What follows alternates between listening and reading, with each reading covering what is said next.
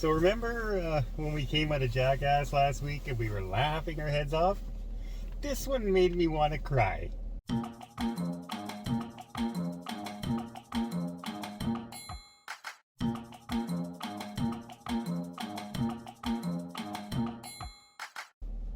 Death on the Nile, Part 2 of Murder on the Orient Express, the same series.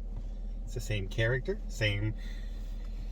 And I kind of knew we were in trouble when we went into the film and the opening was a flashback mustache story. Origin story. Origin story of his mustache. This whole story on his mustache. But it was interesting. Like, it was a good scene. That was the best part of the movie, unfortunately. So if you don't know, this is a whodunit murder mystery kind of thing.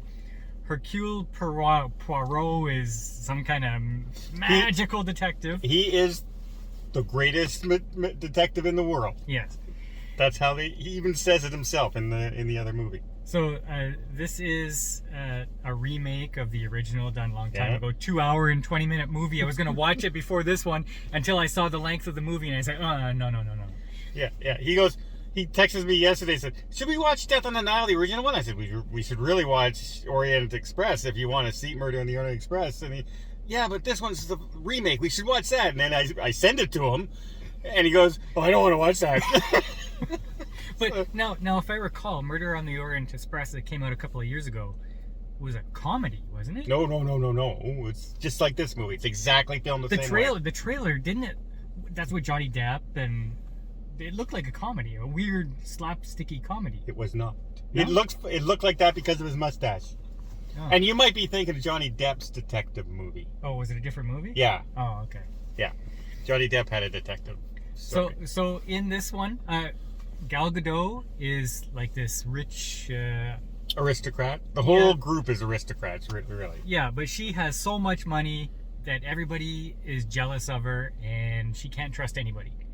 And the movie starts off with two people in love, and then the man dances with Gal Gadot's character, and they fall in love and get married, and they go on their honeymoon. Yeah, 6 weeks later. Yeah. Now they're in the Nile getting married.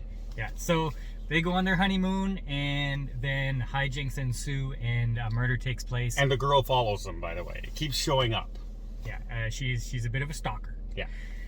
And Hercule Poirot is there, and people find him to be an oddity. And then once he's tasked with trying to find out who the killer is, they all start resenting him because he starts asking his questions, which is like any whodunit. Yeah. Like Knives Out a couple of years ago, which was a really good one with Daniel Craig as the Poirot character. I thought this one was not awesome, but it was still pretty good. Here's the trouble. It's a period piece before World War II on the Nile, old-fashioned steamboat, stuff like that. But they took a lot of stuff that in reality couldn't have happened. And they just did it for the sake of the visual. They were a big fan, whoever the director was in this one, a big fan of that long-running no-cut shot. Used it over and over and over again in this movie. Fine. Except when you do it, you cannot take physics out of the equation.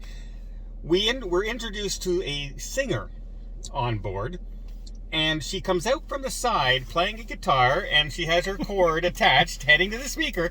She walks through the crowd, walks over to the stage, up onto the stage. She just walked through the dance floor, by the way. And then turns around, the cord's gone, people aren't tripping over the wire. But I saw that numerous times in this, where when you look back at the scene they just shot, the things were gone. So they did it for the sake of the shot, and it takes me out of the reality when I see that. It's like, it's like Thanos going like this, but he doesn't have his glove on. No, and he never noticed not like it. That at all. It is. It was dumb. Oh, nitpicky. And the background from the boat was some of the most fake backgrounds I've ever seen in my life. There was a lot of bad CGI green screen stuff. Really bad. Yeah. like off-colored. You couldn't. It's supposed to be a sunset, and it's just like red and blue and nothing. You can't see nothing else there. Really, really bad. A guy. I'm not going to say, but there's an attempted murder in here, and at the end they just let him go because you know what? We found the other murderers. No, every whodunit has the part where the Scooby-Doo villain starts telling their tale of why they decided to do their thing, right? And there was a lot of explaining in it. Oh, especially at one point when he go, oh, hello, detective. Now that person is this, and this person doesn't trust that. Oh, that person over there, they're sneaky. Oh, and this person's in debt, and this person's in love with... Oh my God, you just told me every character. You don't tell, you show. Okay. That was bad. Okay, yeah. That was bad. Okay, there seemed to be a lot of scenes in here that were out of place. Yes. Like, at one point, we come off the boat. We're going back away from the boat. And then we go underwater, and we're going away from the boat underwater. And then a fish attacks another fish. Yeah. Ooh. Oh, wait. Or maybe the fish... represented something. Went after that piece of evidence. Oh. I didn't see it clearly. Maybe that was it. Who cares? Poirot was played by Kenneth Branagh. Okay. I thought he was really good. Yeah. He was a really likable character. There was still... even the dialogue was very kind of stale. Well, he's French. No, the whole people, like the whole cast. I can't say it because it is a spoiler. Yeah, sorry guys, spoiling. No. Okay. No. It's who done it. He'll edit it out. That part. Okay, I just ruined it trying not to spoil it. But I knew who the killer was almost from the beginning of the movie.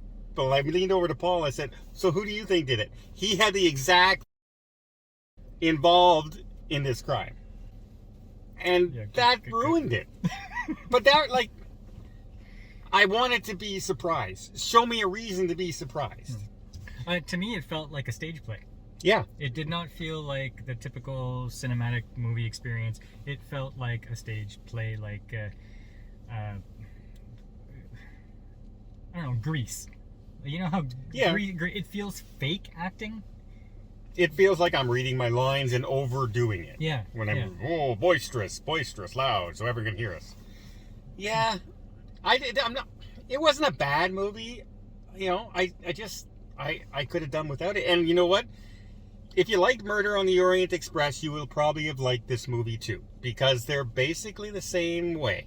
What I want to know is, how, if anybody has seen the original and sees this one, how does this one stack up versus the original? Yeah. That's what I want to know. Well... Is this a good Hercule Poirot? I don't know. I didn't even read the books. And you know what? This should be right up my alley. Because I'm a law guy. I'm a detective guy. Those are the shows I like on TV. I'm lawyers. I'm into that stuff. And this just let me kind of bland. Gal Gadot's in it. I love Gal Gadot. Wonder Woman. And it just left me kind of flat. Just, It was just, Didn't want to see tonight, but I had a feeling that's what it would be. What would you rate it? I'm gonna give it a 6.5 because I was not surprised. Had I had, oh, that's a good twist, I might have gave it a 7. But I saw this coming a million miles away, and that's the problem. I'll give it a 6.5. 6.5. It's pretty bad when Jackass scores way higher than this big star, big budget movie. Sadly. Well, there you go. Death on the Nile, Part 2. If you liked, like I said, The Orient Express, Murder on the Orient, you'll probably like this one.